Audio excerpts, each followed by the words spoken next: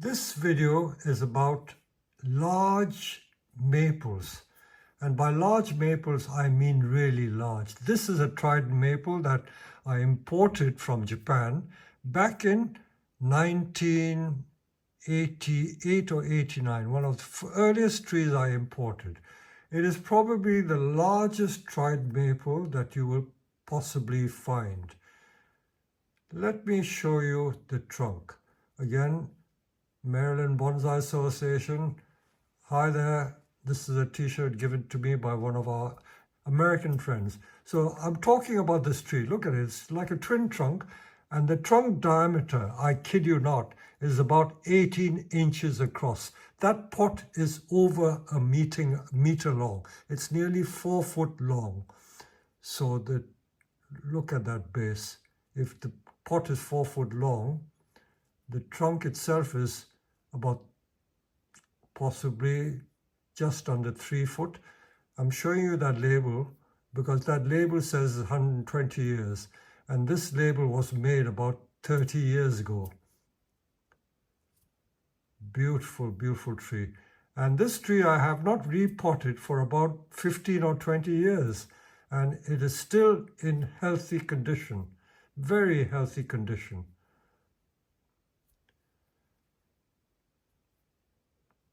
I don't know what I'm saying there, but as I said, my microphone wasn't working, so I'm giving a commentary on the video I did. It's a shame to discard this video because I can't put the twigs back that I cut off, so what I've cut off can't be stuck back again. What I'm doing there is pruning all these young new shoots. While I was in America last week, believe it or not, these maples have grown about 4 or 6 inches because when I left about 10 days ago, this tree was hardly in leaf, and within 10 days, all these new leaves have emerged. By the way, we do not protect our trees at all. I noticed that in America, all the collections I saw in Longwood Gardens and the National Collection at the US National Arboretum were protected in sheltered quarters. We do not protect our trees. These are stood out in the open all year round, and in the winter, on 2 or 3 occasions each year, we get temperatures of -5 and -7 degrees, and yet it is so healthy. No twigs die. It is perfectly healthy. Here I am, just pruning these long shoots, and simply by doing that, I get more and more ramification. I'm just doing it roughly. I will have to get round to doing it more carefully. But for those of you who are starting in bonsai, don't get too obsessed by trying to figure out how to create ramification. As I always say, just take the ends of the shoots off, maintain a conical shape, and your bonsai will look nice. What have I got here? This is an English field maple. The botanical name is Acer campestri. And this one has also got a massive, massive trunk. Look at that trunk. It's every bit 2 foot in diameter at the base. It was a stump that I cut down to about 18 inches or 2 feet. And the story of these trees is that back in 1986, when I first came to the nursery, one of our fellow nurseryman friends knew that I was starting the bonsai nursery, and because he took pity on me, because he was in the horticulture industry and I had come from outside the horticulture industry, and when I found this tree, it was only about 6 or 8 feet tall, and the trunk was no more than 3 or 4 inches in diameter. Why I'm showing you this tree? Because it's got an interesting story. This poor guy's nursery had to be given up for a railway line which was passing. In fact, it was the high-speed rail link from France to the UK. Coming through the Channel Tunnel, it had to cut through his nursery, so he had to give up half his nursery. So all these trees were going to waste. They would be bulldozed. And he said, you can take as many trees as you like for free. I wasn't too greedy. I just took 6 of these large trees, which were 6 to 8 feet high, And in those days, I had to do everything on my own. I didn't have anyone working for me. So I dug it by hand. It took me 2 days to dig up 6 trees by hand. That was a hard job. And look at that shoot. That shoot, 12 inches long, has grown in the last 10 days while I was in the United States. Every year, I just simply prune the ends and look at that beautiful ramification. Beautiful, beautiful ramification.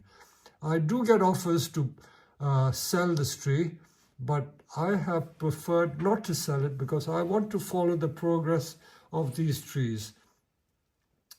I'm not a very good businessman because I am not a good salesman. When people want to buy the trees, I sometimes refuse to sell it because I like to do experiments and follow the progress of some of the trees that I have been making for years. So this tree is nearly 40 years in the making, from an already big tree, which must have been at least 15 or 20 years. So the true age of this bonsai is no more than 55 years old. 55 years old. You could pass this tree off as being 100 years old if you wanted to.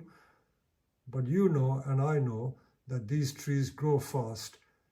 But these trees were grown from 1986 to maybe 1996 in the open ground. And then I put it in a pot for the last, I would say, 25 years. So it's been growing in the pot ever since.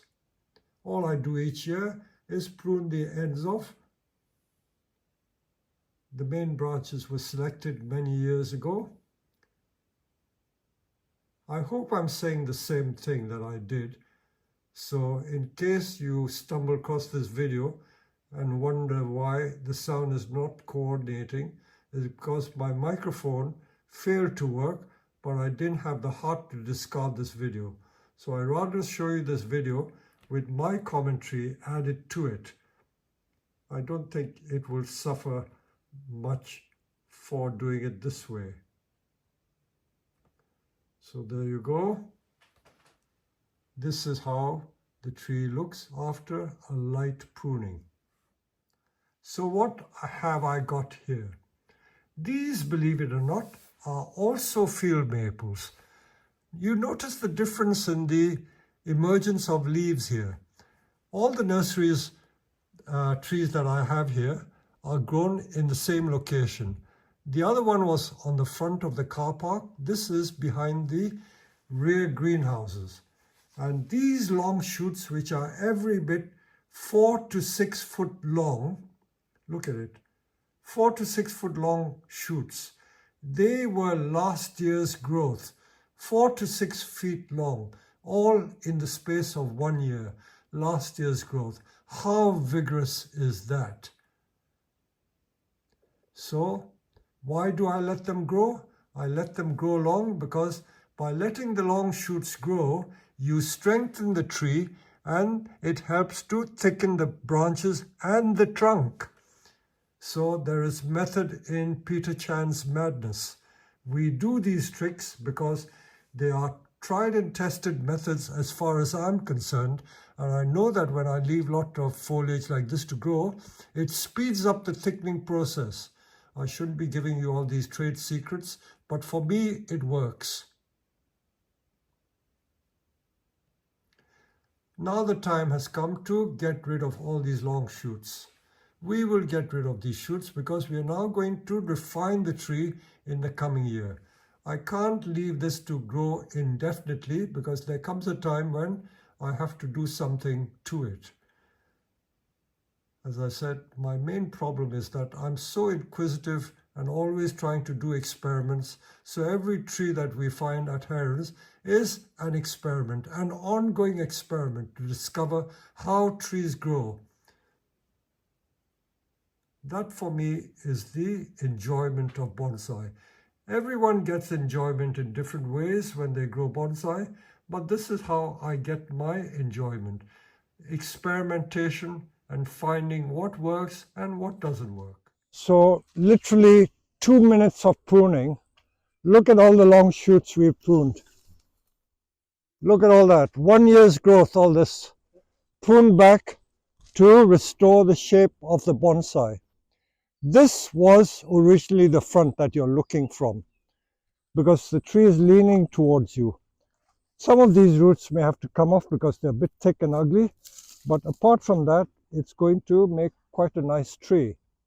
If we look at it from the other side, as I said to you, sometimes what you thought was the front may turn out to be the back. And the reason why I now like this side, again, it's because the hollows, so many people carve their trees, carve it to make features. These hollows are all natural. They have not been carved. It has a completely different character when you leave it to rot naturally. I know you can carve, but when it's natural, nature's work is very hard to compare. So this is much nicer when it is grown in this fashion. So there are one or two faults I can see. This little tree, in case you're wondering why I kept it, if I repot it next time, I can get it out as a separate tree. It's not part of the design. It doesn't look good. Some of these ugly roots can be taken out. Some of these can be cut off. In fact, if we cut some of it, we can get root cuttings from it and then improve the nebari. So some of these will eventually be cut. In fact, we could even do it now if we wanted to with the silky. Just leave it to produce root cuttings. Even this one, if we cut back there, I don't think there's any benefit keeping that one. And there are a few minor points. If you look at this one, if you look at it from here, see, this is obviously crossing. See, again, in 2 years, it's produced all that. So if you don't watch it, it produces those crossing branches. So I keep it like that. So you can analyze the tree and see all sorts of different faults. But if I make this the front, I will probably plant it at a slightly different angle because I like the hollow effect on that. Now let's look at the other one. The other one is equally interesting. We haven't got around to pouring it all, but we can do it very, very quickly. Again, these are all 1-year-old shoots that have been growing. I'm going to show you this tree because every tree, like human beings, is different. And this one is beginning to rot. All this is natural rotting. Trees, like human beings, as they get old, parts of their limbs deteriorate. And as they deteriorate and get old, they become very beautiful. Funny about trees, when they get old, they're beautiful. But human beings, they say when you get old, they're not beautiful. But the human character is beautiful as you get older. So it's not just the physical looks. Now that is funny. I may not need these.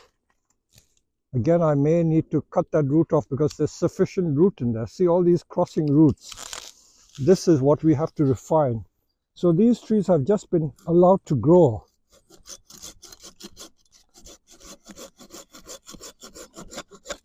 And if I leave it, it might even become a root cutting. I don't think so. No, that I'll get rid of.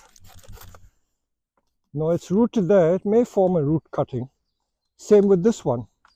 It's rooted there. It's going back on itself. I don't need that. So this is how we keep improving the trees. No, that's dead anyway. So that's dead. If I don't want to wait too long, I think the root cutting is only live up to there. So that will come off. But the point of the analysis I'm doing here is to show this beautiful rotting effect. When it rots by next year, when it's rotted more, we will see how beautiful that trunk can be. And that will determine the front of the tree. If we look at the tree from the other side, I don't think it is as nice. Oh gosh. But you see how powerful the trunk is. No, this side is equally nice. Very nice. Beautiful spreading base. Look at that. Look at all that.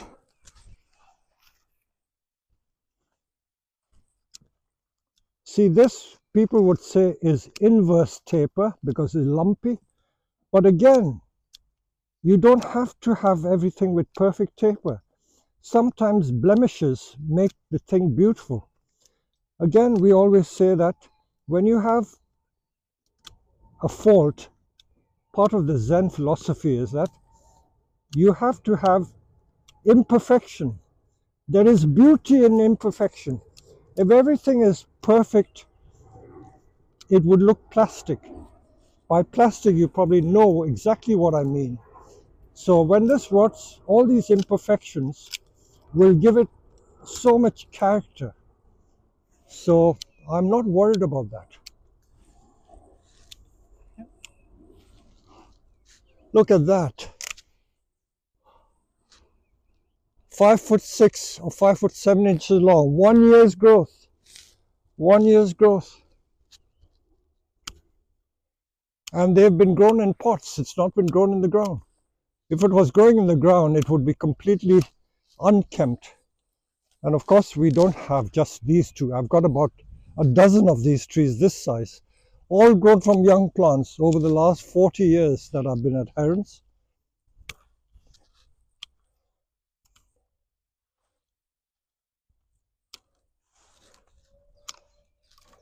Although some of these trees don't sell, well, we sell them occasionally, but they're kept as experiments. Much of the fascination for me growing bonsai and also running a business is to get enjoyment from experiments.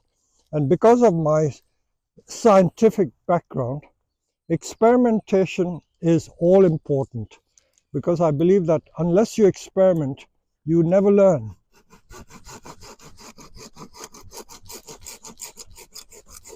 Sometimes shoots do die. These have died. This has died.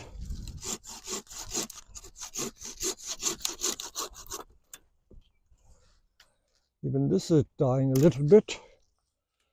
But the more it dies, the more it regenerates, and that creates even more interest. So you can see how we've tidied up these two giant field maples that we have here. Now, to conclude this video, while we're here, let me show you some of these elms I have. Look at the size of that tree. I must be crazy to grow bonsai this size. Look at it. I'm going to show you some more field maples that I have. So I brought you to my field where we grow our trees. You can see these hornbeams, which we grow for air layering. And we also have lots of field maple in the ground. These we lifted 2 years ago and we put them in big pots. But again, if we do the similar exercise, pruning all the shoots off, we will find a beautiful base. So all these are in pots. Look at that. Look at that.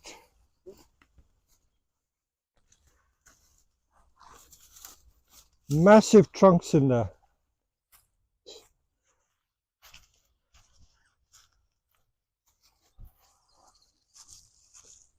More hollow trunks. Root cuttings. Yeah.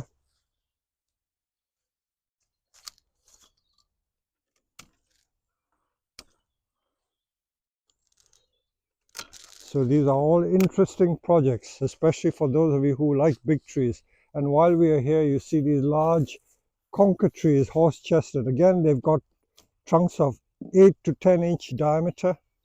Beautiful trees. Another field maple here. That's a hornbeam. Look at this one. How beautiful is this? I try not to let them grow into the ground, otherwise you'll never get them out.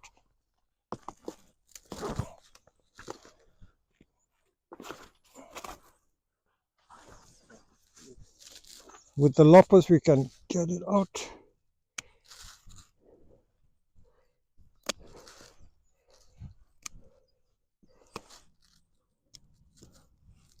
Free.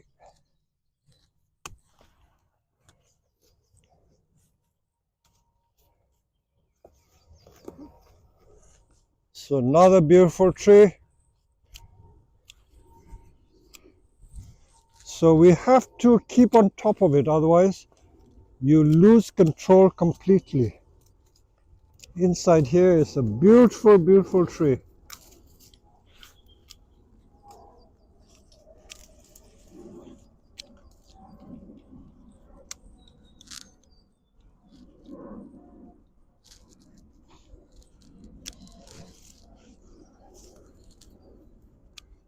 It's amazing. In the space of 1 week, all these new shoots have come out and they've completely covered all the trunk.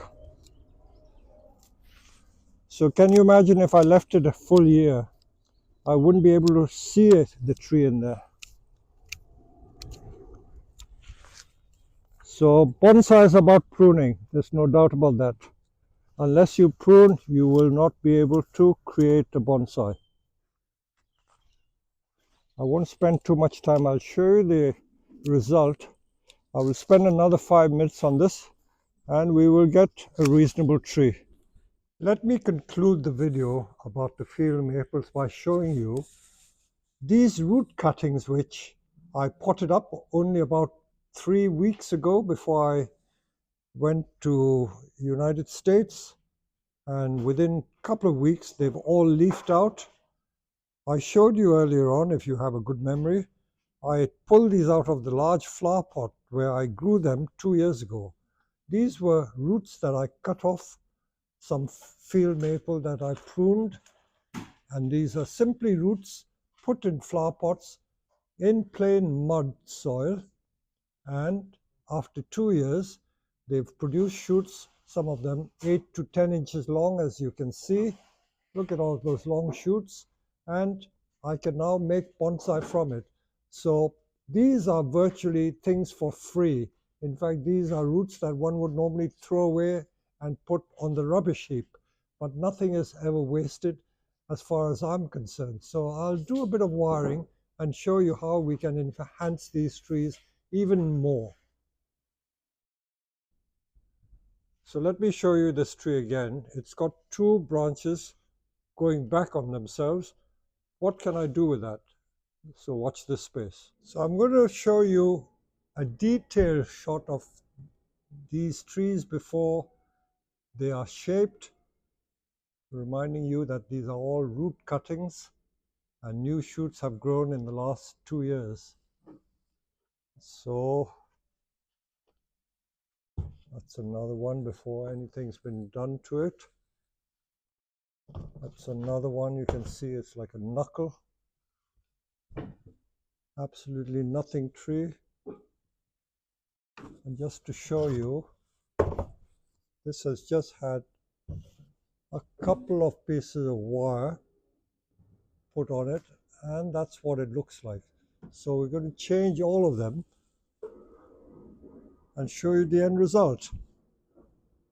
So let me show you, I've just spent about 20 minutes to half an hour wiring all these rooted cuttings. They're root cuttings, in fact, not rooted cuttings, root cuttings. And you can see what I've done to it. Simply by putting wire on and bending the wire quite severely, you can see what I've done. I've bent some of them like a hairpin, like a paper clip, just to create the triangular shape. This also is like a triangular shape. Let me get the others out of the way.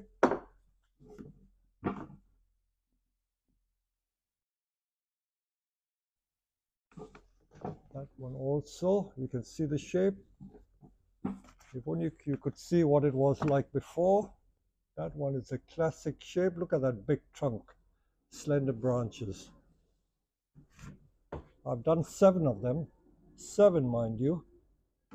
That one was a real stumpy one. I'm going to put them in decent bonsai pots just to show you how nice they can look from virtually nothing. From virtually nothing.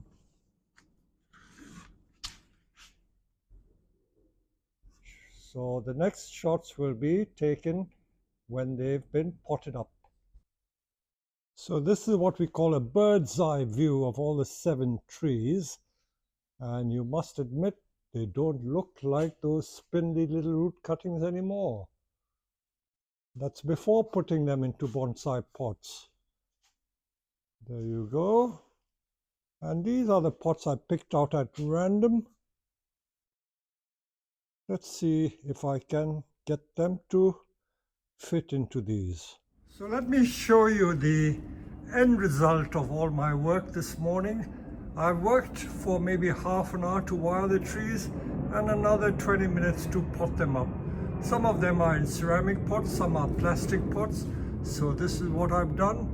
I'm sure you won't recognize them from the original. You can still play around with the wires to your heart's content. For instance, if you brought that down a little more. So it's all in the eye.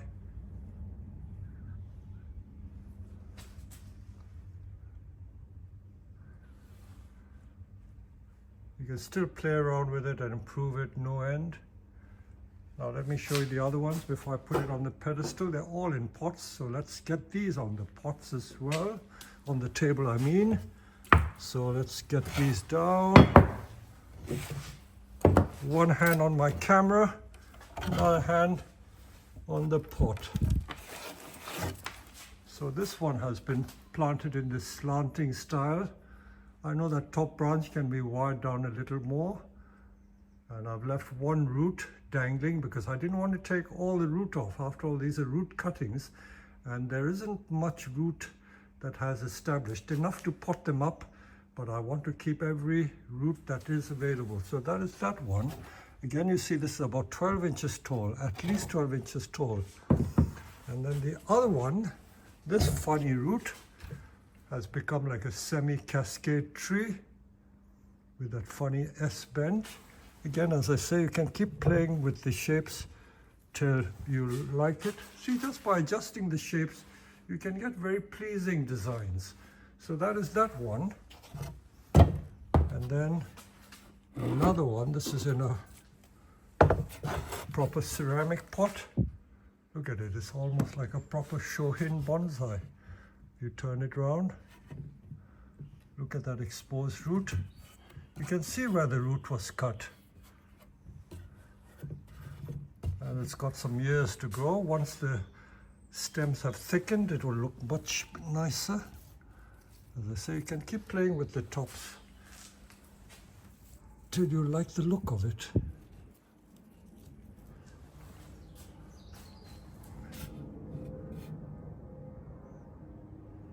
So that's that one, like a three-fingered root.